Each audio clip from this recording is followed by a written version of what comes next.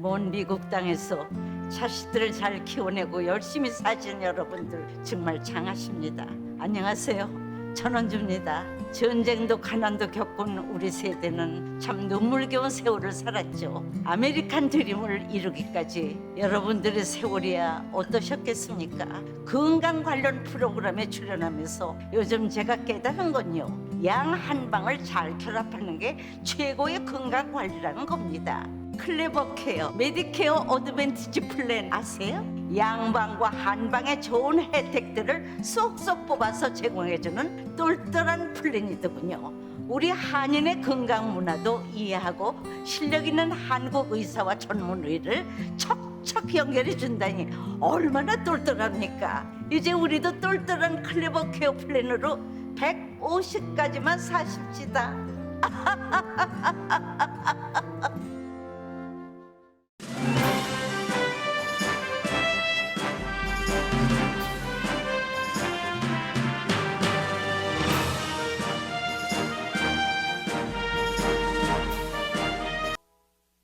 강혜신의 오늘의 미국.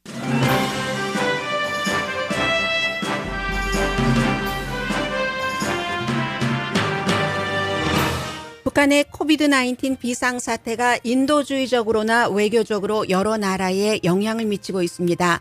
김정은 위원장이 마스크를 쓰고 사망자와 현 사태에 대해 말한 것을 많은 전문가들은 북한이 이제야 국제사회의 지원을 받아들일 준비가 됐다는 신호로 봅니다. 윤석열 대통령과 중국, 러시아는 북한의 요청이 있으면 지원하겠다고 밝혔습니다.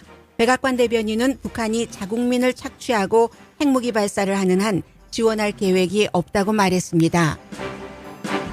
마이크 펜스 전 부통령이 트럼프 전 대통령이 낙선시키기 위한 넘버원 타겟으로 삼은 조지아주 주지사를 당선시키기 위한 캠페인을 합니다. 전직 대통령과 부통령 사이에 분명한 분열의 극치입니다.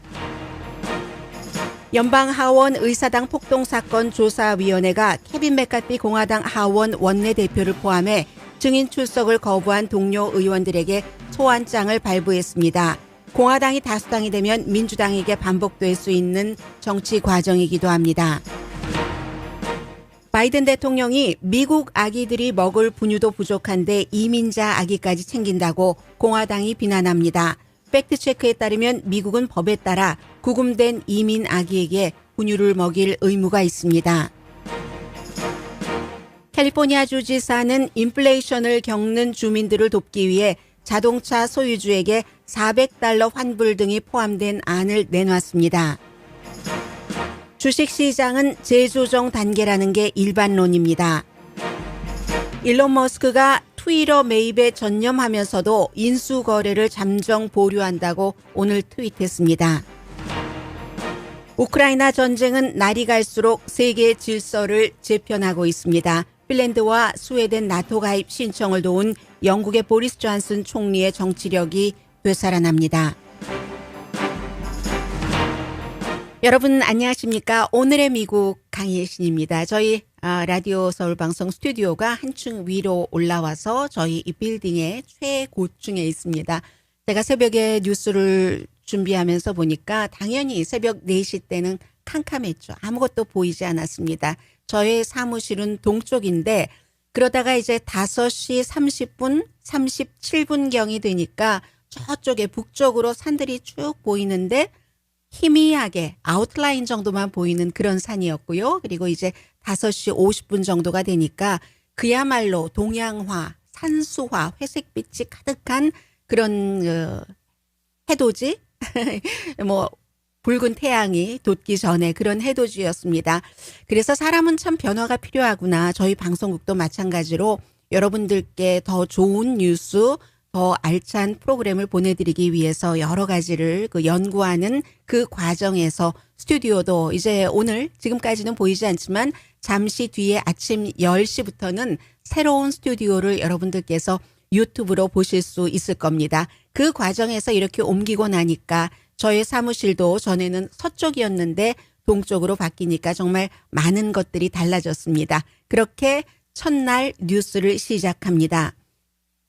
북한의 코비드 19 사태는 굉장히 중요합니다. 당연히 북한이라는 그 한 민족이 겪고 있는 문제도 그렇고 그로 인해서 이제 윤석열 대통령이 취임하고 나서 금방 뭐 며칠 되자마자 이런 일들 북한이 우리 몇 명이 감염됐고 몇 명이 6명이 사망했다고 하죠. 뭐 거의 35만 명이 감염이 돼서 16만 몇천 명은 완치가 됐고 지금도 뭐 16만 2천 명이 완전히 회복이 됐고 많은 사람들 18만 7천 명 정도는 격리 중입니다. 이런 것들이 가장 중요한 것은 누가 뭐라고 해도 이제 그 사람의 생명이기 때문에요. 더군다나 먼 나라의 사람보다는 우리 그 같은 민족이기 때문에 여러분들도 가깝게 느끼시리라고 생각이 됩니다. 어제 아침에 제가 보도해 드릴 때까지만 하더라도 김정은 위원장이 이제 정치위부 회의에서 본인은 마스크를 쓰지 않았습니다. 그러나 제가 좀 전에 말씀드린 코비드 19 그 상황을 전하는 그 과정에서는 김정은 위원장이 마스크를 쓴 사진을 조선중앙통신도 그 사진, 마스크 쓴 그런 그 사진을 보여주고 있습니다. 그만큼 무언가를 인정하는 것이고 이 같은 인정을 많은 전문가들은 이제야 드디어 2년 넘어서 북한이 외부의 여러 가지 지원을 받아들일 준비가 돼 있는 거구나 하는 것으로 해석을 합니다. 그렇게 될 경우는 북한과 한국과의 관계, 중국, 러시아 그리고 미국과의 모든 그 관계, 핵 문제와 전부 연관돼서요. 그런 감정적인 움직임이 있을 수도 있는 그래서 이제 중요한 것이고요. 당연히 지금 그 전국 봉쇄령이 내려졌는데 김정은 위원장이 마스크를 쓰고 한 얘기는 보건당국을 비판을 했습니다. 방역 체계가 약했다. 그런 내용이었고요. 그리고 북한 주민들은 워낙에 그 백신 접종을 받지 않은 것뿐만이 아니라 만성적인 영양실조에 결핵에 그렇기 때문에 우리가 코비드 19을 미국에서 2년 넘게 겪어봐서 잘 압니다. 면역성이 약한 사람들에게는 얼마나 강력한 그런 그 질병인가 하는 것을 그 상황에서 이제 국제사회가 이런 내용들이 미국에서만 보도하는 게 아니라 뭐 영국, 세계에서 다 보도를 하고 있는데 북한의 코비드 19 치료제, 백신뿐만이 아니라 모든 백신 냉장고라든가 뭐 발전기 뭐 등등 백신을 지키기 위해서 사람들에게 놓아주기 위해서 필요한 모든 기관 그 시설, 기구 같은 것까지 지원을 해야 된다. 이렇게 얘기를 하고 있습니다.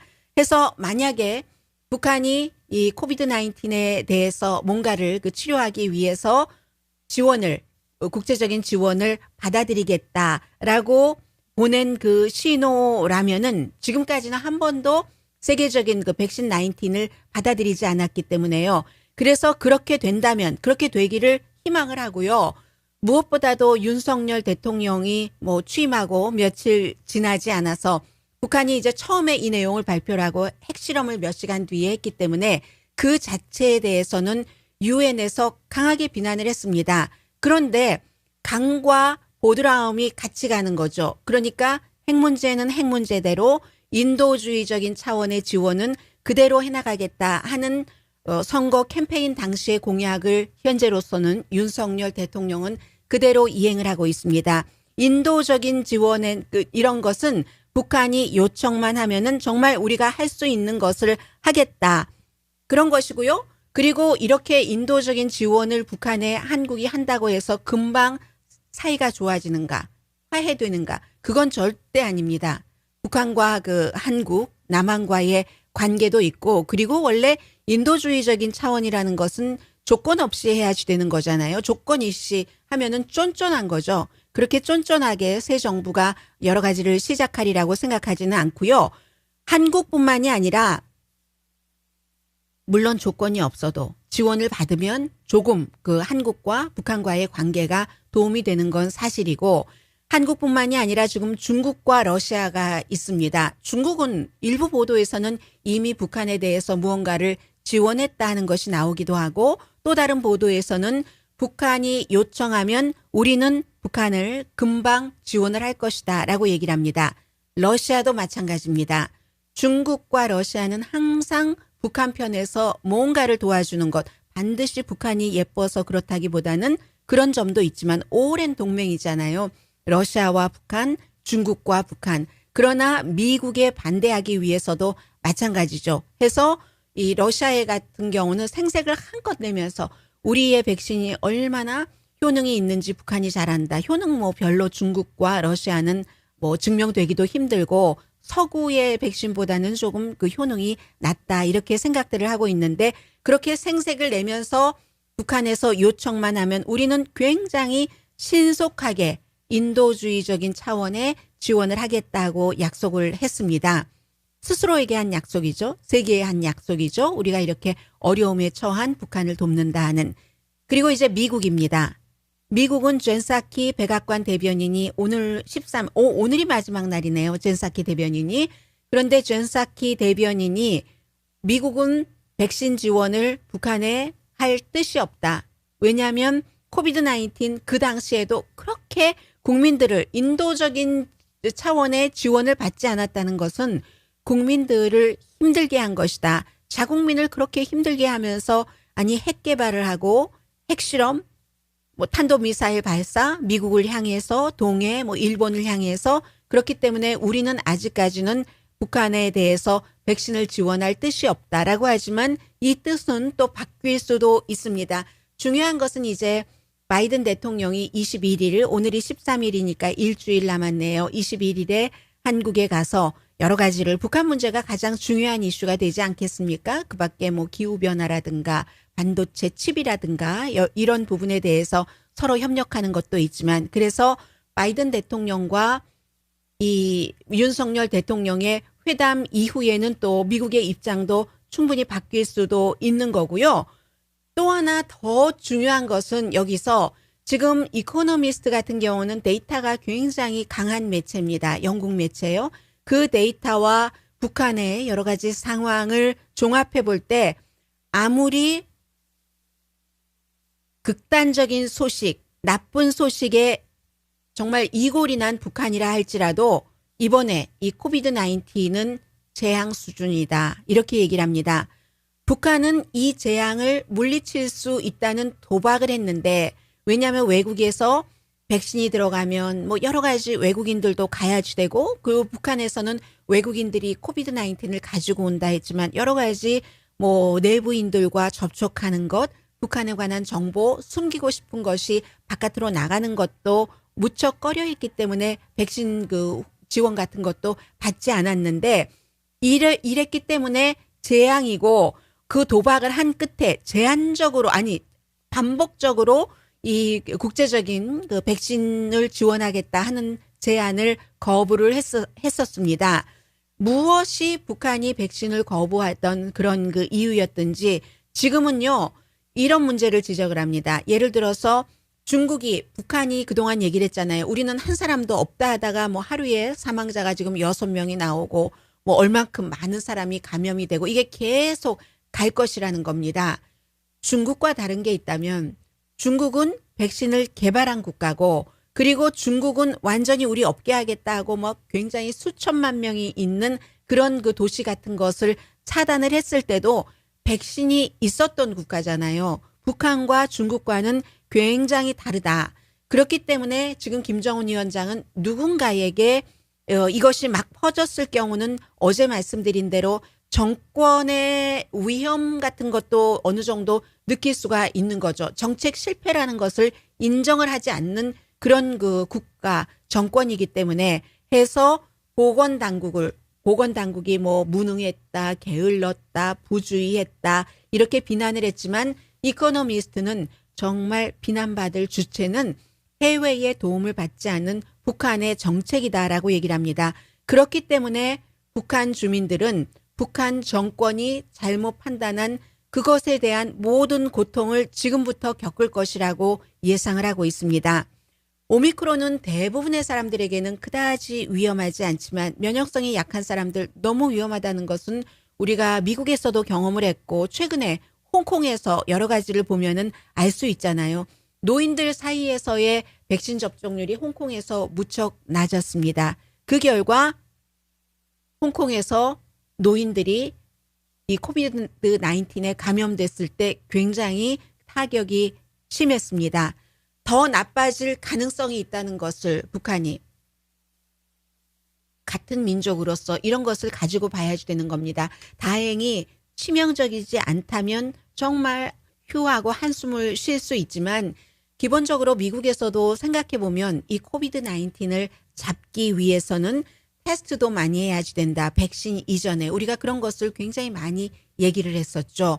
그런데 북한은 테스트 또 추적 기반 이런 것들이 있겠습니까? 없겠습니까? 그런 것 장비, 의료진 많이 부족하죠. 병원에도 뭐 깨끗한 물, 아주 그 안정된 그런 전력, 위생시설 부족할 겁니다. 결핵, 뭐 영양실조는 앞서 말씀드렸고요.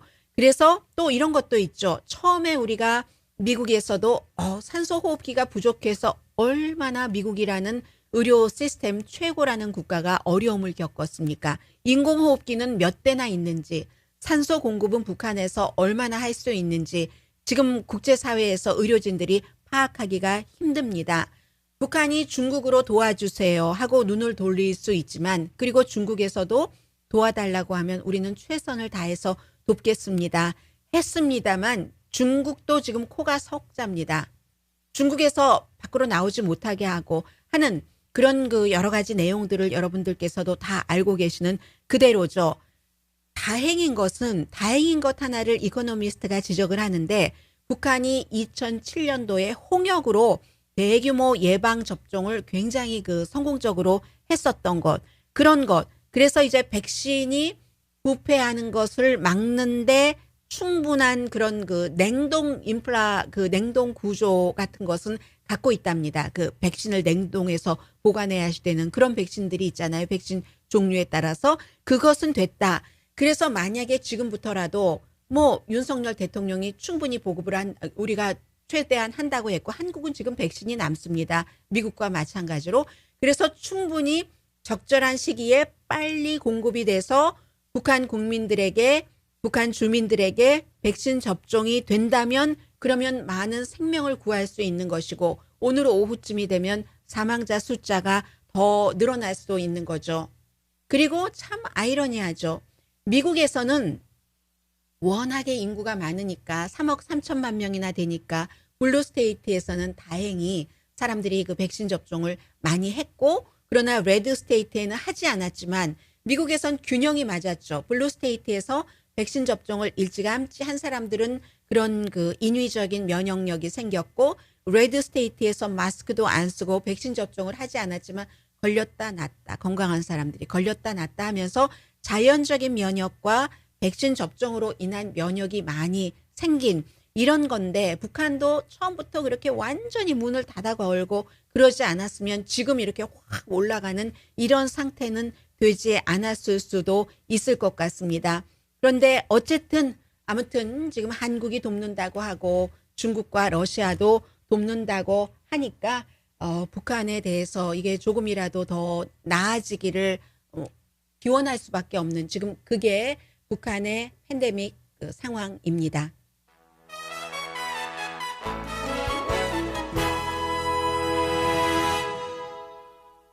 잠시 뒤에 미국 뉴스 전해드립니다. 아니 부통령으로 재직할 당시는 그 마이크 펜스 부통령이 트럼프 전 대통령이 하는 것에 무조건 충성을 했는데 이럴 수가요. 완전히 지금 반대 방향으로 나가고 있습니다. 잠시 뒤에 뵙겠습니다.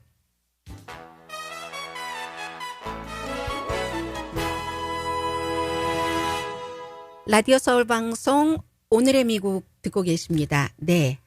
마이크 펜스 전 부통령이 트럼프 전 대통령이 물을 마시면 같이 물을 마시고 정말 충성을 했습니다.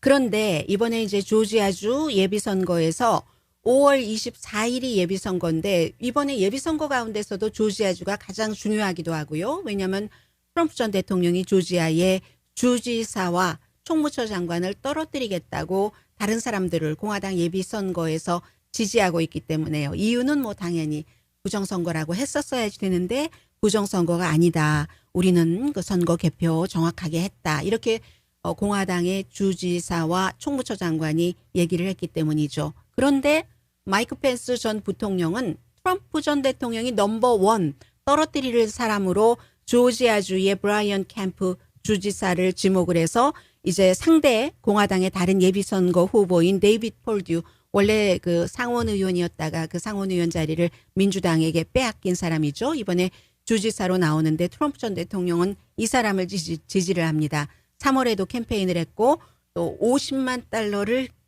기부를 했고, 아마 트럼프 전 대통령의 개인 돈은 아니고 워낙에 선거 이후에 이제 트럼프 전 대통령이 아무렇게나 뭐 제한 없이 쓸 수 있는 돈이 많이 모금돼서 거기서 나갔을 겁니다. 그런데 마이크 펜스 부통령이 이거 부정선거가 아니다. 우리 정말 깨끗하게 이 개표도 하고 선거 과정도 그랬다라고 얘기한 브라이언 캠프 주지사를 공식 지지하고, 그것도 예비선거가 치러지기 전에, 말하자면 뭐 선거 2부와 마찬가지 때 아주 열렬하게 이 캠프 주지사를 후원을 한다는 겁니다. 그러니까 이제 트럼프 전 대통령의 반응이 당연히 나올 거고요.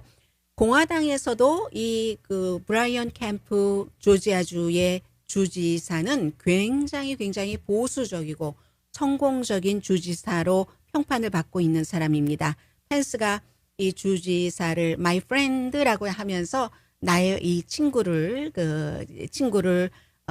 후원하게 돼서 너무나 자랑스럽다. 4년 더 이렇게 해서 지금 한다고 하니까요. 그 밖에도 이 공화당은 지금 트럼프 대 전형적인 공화당입니다. 그렇기 때문에 예를 들어서 애리조나의 주지사라든가 네브라스카라든가, 아니면 원래는 트럼프 전 대통령과 아주 친했었죠.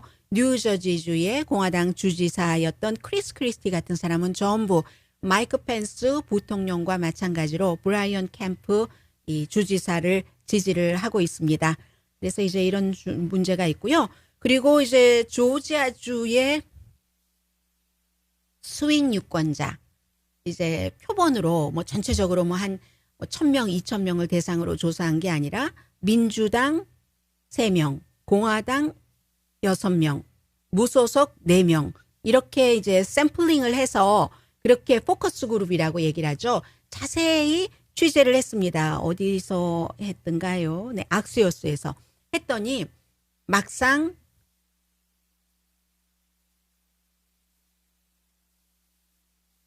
낙태 이슈는 이 조지아의 유권자들에게 별로 중요한 이슈가 아니라는 겁니다. 그런데 놀랍게도 13명이 전부 이 낙태는 합법화 그대로 유지가 돼야죠. 지금 연방 대법원에서 하려고 하는 거 그렇게 하면 안 됩니다라고 생각을 하는데도 불구하고, 이것은 무엇을 말하냐면 그것이 중요하다고 생각하는 사람들도 그보다 더 중요한 이슈가 있다는 거죠.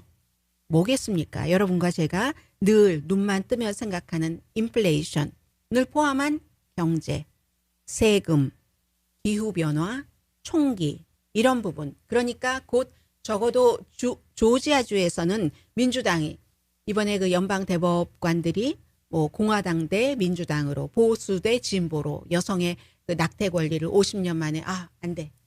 낙태 합법화 아니야. 이렇게 하려고 한다는 그것에 대해서 사람들이 아주 미묘한 감정을 갖고 있음에도 불구하고 그것은 감정이고 현실이 감정보다는 우선한다. 물론 이제 낙태와 연관된 젊은 여성이라든가 그런 사람들은 거기에 그 이슈에 포커스를 많이 두고 있겠지만 그렇다는 얘기입니다. 여성과 유색인종, 도시 인근에, 그리고 이것도 또 교육을 많이 받은 그런 사람들과 그렇지 않은 사람들이 이제 구분이 됩니다. 아무튼 이렇고요.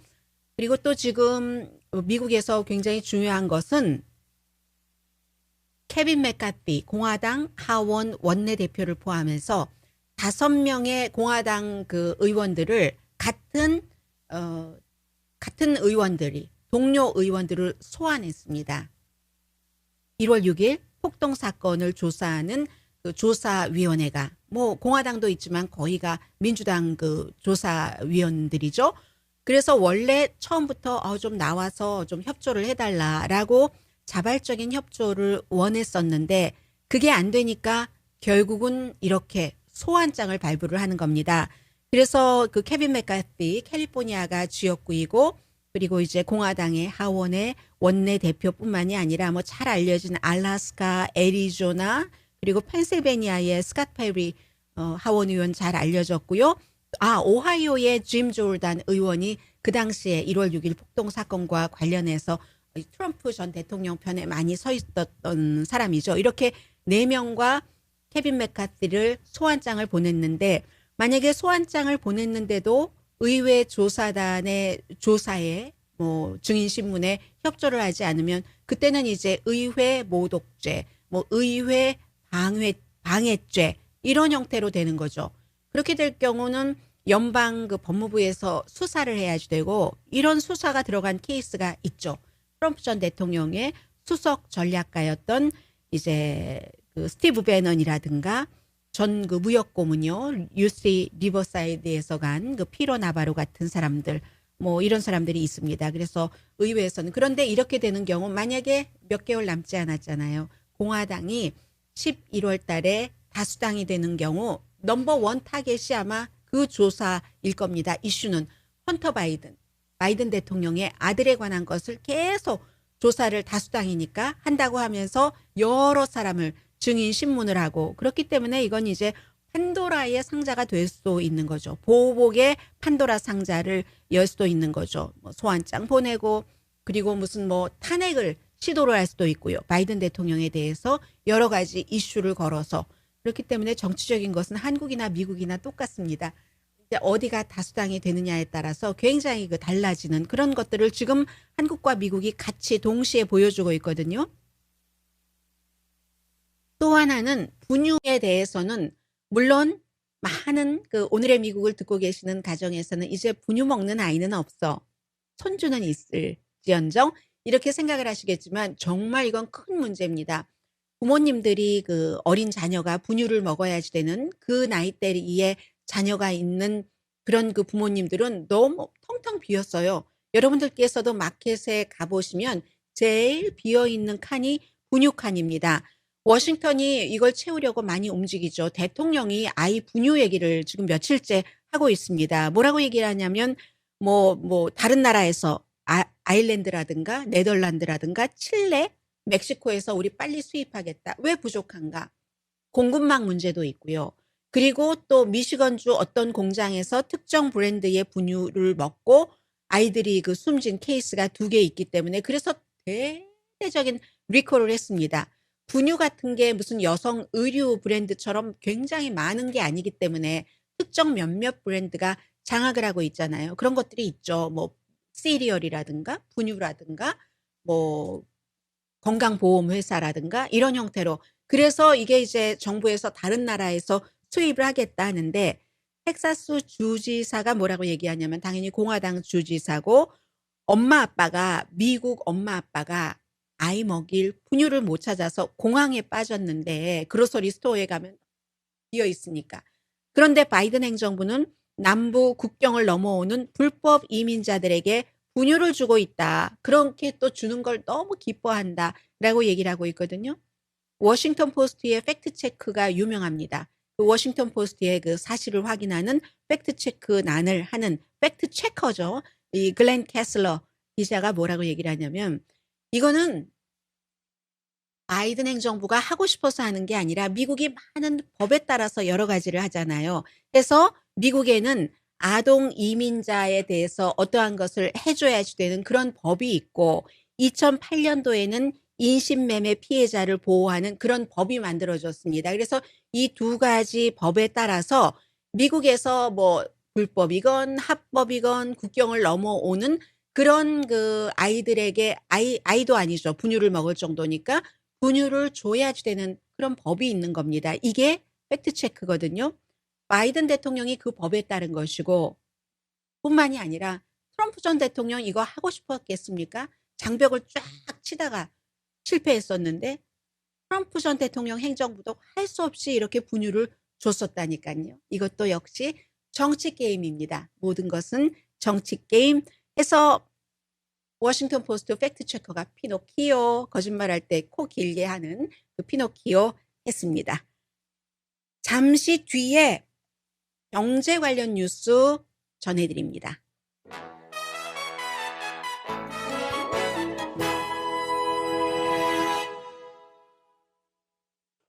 라디오 서울 방송 오늘의 미국 듣고 계십니다. 네.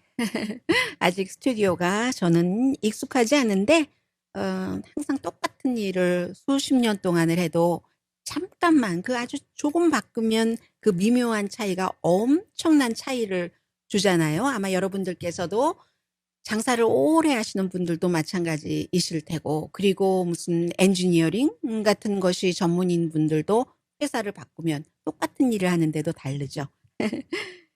인플레이션 줄이기에 도움이 되는 181억 달러짜리 패키지를 어제 저녁에 이 게빈 뉴섬 주지사가 발표를 했습니다. 아마 오늘 뭐 더 구체적인 내용을 얘기를 할 텐데 이건 아닙니다. 아니기 때문에 이렇게 확정된 내용을 전부 여러분들께 돈을 당장 지급한다. 이건 아니고요. 다만 그림을 보여드리겠습니다.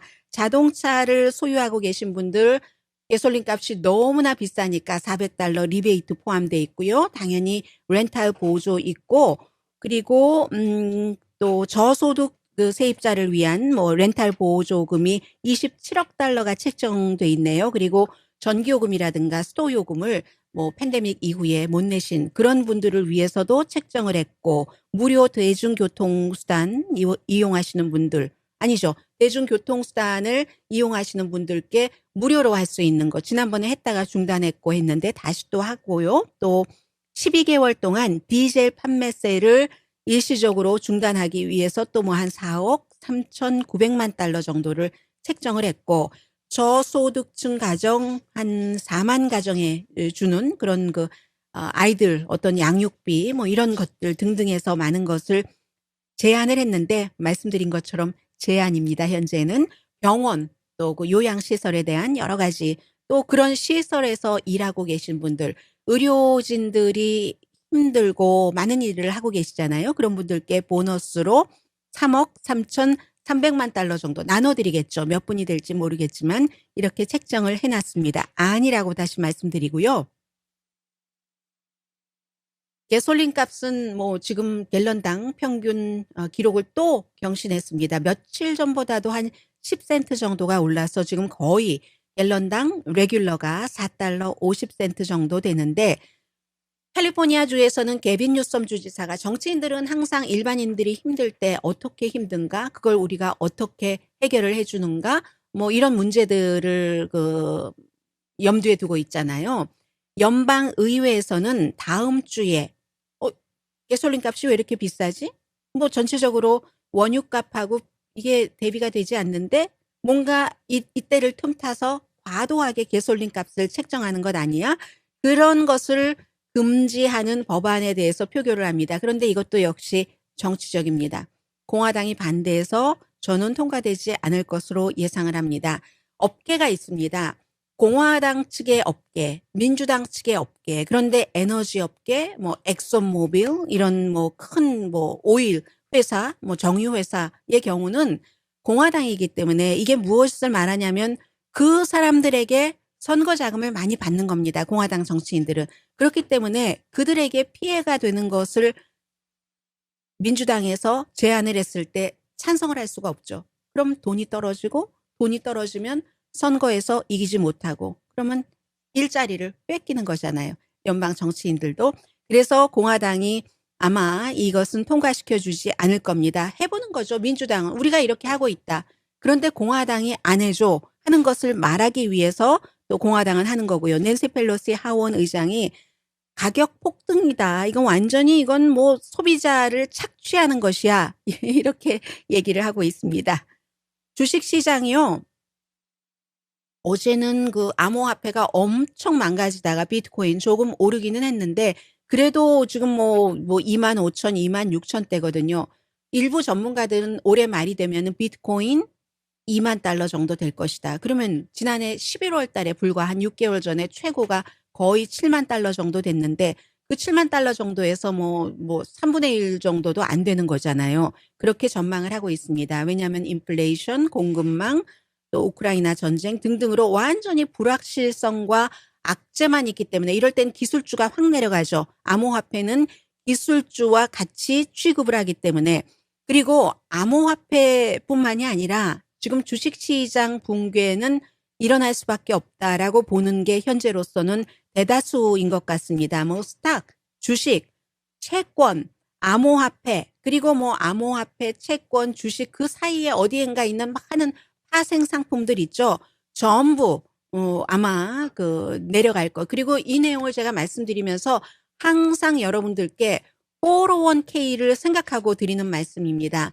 이런 모든 나는 비트코인도 안 해. 암호화폐 나 상관없어. 뭐 코인 얘기 나오는데 주식도 안 하거든. 뭐도 안 하거든. 하지만 또 상당 부분의 분들은 401k 은퇴연금에 적금을 하셨던 분들은 지난 몇 년 동안 야 이건 경외심이다. 경외심을 가지고 바라볼 수밖에 없는 쭉쭉쭉쭉 올라갔으니까 영원할 순 없더라. 이것도 바로 그렇게 되는 거. 그래서 여러분들께서 생각하시라고요. 그렇지만 항상 이것은 돈이라는 것은 언제나 양면이 있습니다. 지금 너무 낮기 때문에 장기적으로 여러분들께서 보시는 분들은 지금 만약에 제가 뭐 S&P 500 뭐 ETF라든가 인덱스라든가 이런 데 투자를 했는데 평소에 $100를 했는데 지금 $200 하면 지금 낮은 가격이잖아요.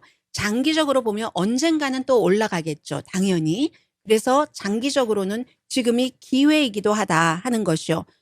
참 그동안에 많이 올랐고 비트코인 같은데 비트코인을 포함한 코인 암호화폐에 많은 젊은 사람들이 뭐 한국, 미국도 마찬가지입니다.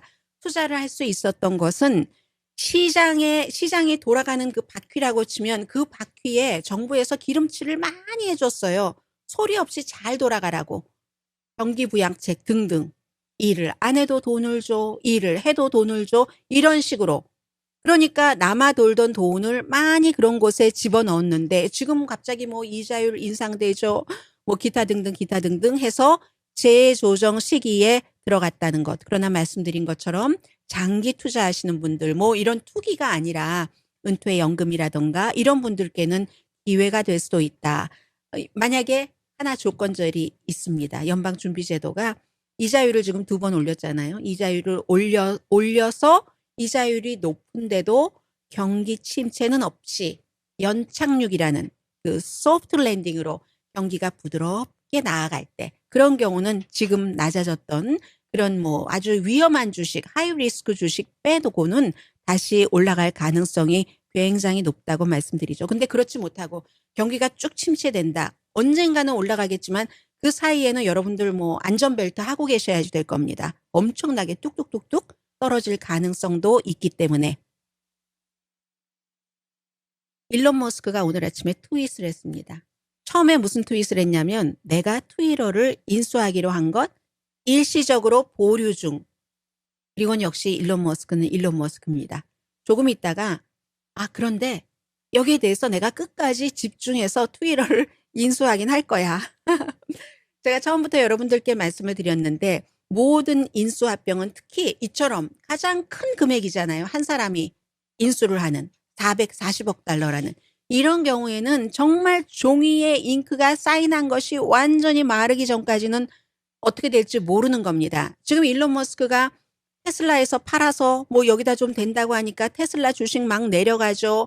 이런 형태로 됐으니까 이런 얘기를 또 하고 나니까 테슬라 주식이 조금 올라가고 트위터 주식이 저희가 지금 그 스튜디오 올라와서 제가 텔레비전이 안 보여서 실시간 상황을 볼 수가 없는데 트위터 주식은 오늘 아침에 개장하기 전부터 한 17%나 내려갔었거든요. 불안한 거잖아요.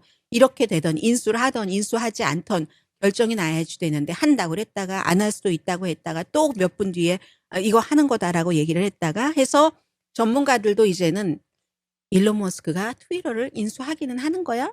회의감이 싹트기 시작한 거죠. 그리고 뭐 어제 그 트위터 그 CEO가 여러 가지 뭐 최고 경영자 2명도 뭐 해임하고 고용도 우리 일시 중지한다. 돈이 많이 이제 들어간다는 거예요, 앞으로. 그런 것 때문에. 그리고 이제 이 일론 머스크가 이렇게 나오니까 그런 일이 있었고요. 아무튼 이런 상태로 경제 뉴스 마무리하고 잠시 뒤에 시간 되는 대로 사람은요. 정말 힘들 때도 끝까지 할 수 있는 일을 해야지 됩니다. 그러면 길이 생긴다는가요?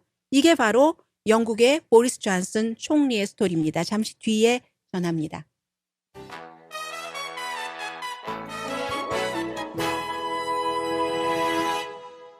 라디오 서울 방송 오늘의 미국 듣고 계십니다. 네, 마이크가 까칠하니까 또 까칠한 대로 매력이 있네요. 똑같은 기계인데도 이곳에 올라오면 자신들도 적응을 해야지 되겠죠. 지금 우크라이나 전쟁은 서구에서 얼마나 우크라이나가 러시아를 물리칠 만한 무기를 제때에 많이 공급하느냐, 파워풀한 무기를 제공하느냐, 여기에 많은 것들이 달려 있고요. 러시아는 우크라이나 병원도 공격했습니다. 그리고 우크라이나는 러시아 군인 처음으로 이제 전범으로 우크라이나 법정에 세웠고요. 보리스 존슨 말씀을 좀 드리겠는데, 이건 그냥 뭐 국제 정세라기보다도, 국제 정세를 말씀드리기엔 지금 시간이 1분밖에 안 남아서 말씀은 못 드리겠고요. 보리스 존슨이 코비드 19 이런 것 있었을 때 파티하고 해서 얼마나 인기가 없었습니까? 그런데 우크라이나 이 사태 때 사실은 굉장히 생색을 내는 거예요. 다른 나라에 비해서 우크라이나에 많은 지원을 하지도 않았는데 핀란드와 스웨덴을 왔다 갔다 하면서 이 두 국가를 나토에 가입해서 러시아의 침공으로부터 막을 수 있고 나토를 더 확장시킨 이런 일을 하니까 갑자기 또 지지도가 확 올라가거든요. 물론 여전히 국내에서 여러 가지 이코노미스트의 표현에 따르면 국내에서는 무척 소심하다. 그런데 국내에서도 대범하고 해외의 여러 가지도 대범하고 이 두 가지를 다 가질 수 없다면, 그리고 버티니까 팬데믹 때에 무척 어려웠었던 많은 문제들이 사라져가는 거죠. 그래서 길게 버티고 볼 일이다 하는 생각도 들고요. 네, 오늘 좋은 아침, 좋은 하루는 아마 여러분들께서 저희가 스튜디오를 옮기고 나서 처음 이 유튜브로 방영이 되는 저희 스튜디오가 어떻게 생겼는가 하는 것을 보실 수 있는 기회가 될 겁니다. 저는 내일 뵙겠습니다. 강희신이었습니다.